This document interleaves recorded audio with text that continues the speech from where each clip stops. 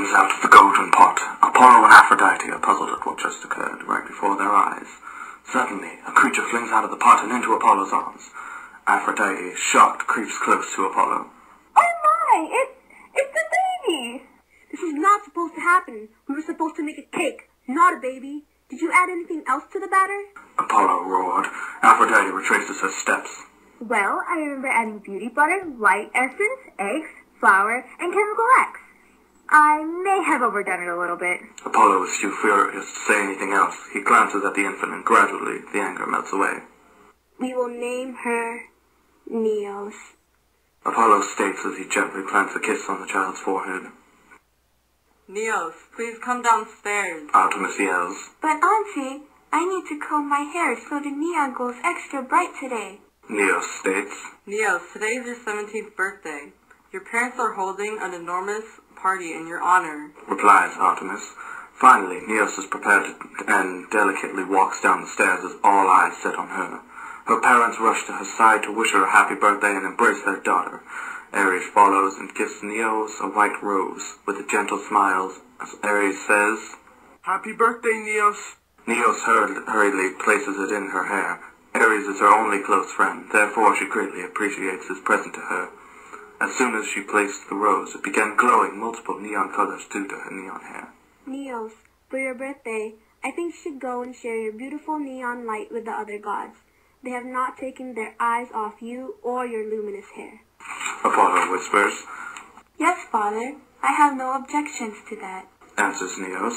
She clinks on her glass of apple cider to catch everyone's attention. I would like to thank everyone for being present to my 17th birthday party. To show my gratitude, I would like to give you all a chunk of my neon hair. As everyone left, they looked very pleased and delighted with the return gift. All the gods found their share of neon useful. Some used it for decorations, reading in the dark, designs on clothing, and many other things. Even Zeus, the grandfather of Neos, was a big fan of the neon strands of hair that were given to him. Suddenly, Neos became famous due to her hair and was the talk among gods. They were all fond of her. All except for Erebus. It's appalling how quickly Neos rose in fame by just giving a pathetic amount of strands of her neon hair away. I cannot stand for this. It is absolutely not fair. Erebus furiously ranted. With that, Erebus dropped the chunk of hair in a substance that caused it to discolor. He took the dull strands of hair out and chanted a few words. He then left with a smirk on his face after discarding the hair. Moments later, Neos feels a little weak, but brushes it off. As time passes, the demand for her hair grew. She did not mind giving away her hair because she loved the gods' pleasant reactions toward her hair. Everyone respected her and was very fond of her.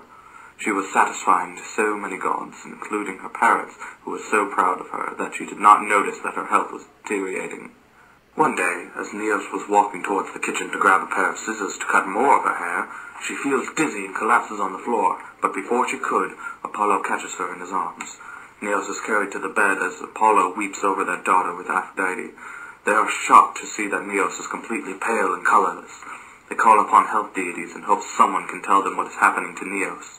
It seems someone has cast a curse on her, which caused her health to deteriorate every time she gives away a piece of her hair. Unfortunately, she may not live long, one of the deities informs. Everyone gathers around Neos' lifeless corpse as they cry. Apollo and Aphrodite were devastated and release her on a canoe a few days later, where she lays on a bed of roses. All the gods weep and throw flowers as she floats away in the ocean. Ares is present and notices that the rose that he gave her is on the ground. It is still colorful as ever, and he throws it as far as he could so it could land in the canoe where Neos is placed. The multicolored rose was thrown so far that it lands into the human world. The rose lands in front of two men named William Ramsay and Morris Travers. Ramsay and Travers begin to study the multicolored rose. Time passes and Ramsay and Travers are known as the first two humans on Earth to discover what neon is.